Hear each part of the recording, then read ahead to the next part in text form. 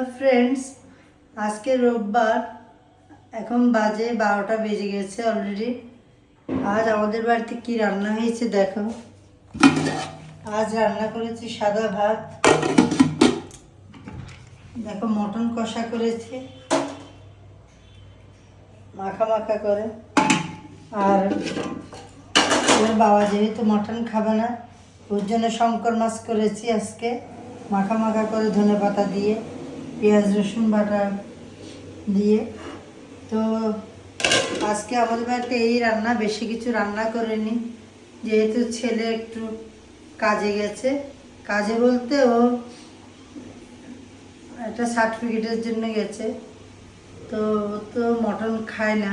ওই জন্য আজকে ভাবলাম, মেয়ে বলছে মা মটন রান্না করো আমাদের জন্য, ঠান্ডাও পড়ছে, তাই মটন রান্না করলাম আর একটা মাছ করলাম। এই আমাদের বাড়ির রান্না। তোমরা সবাই ভালো আছো তো? আমি মোটামুটি ভালো আছি। ঠিক আছে, রাখছি।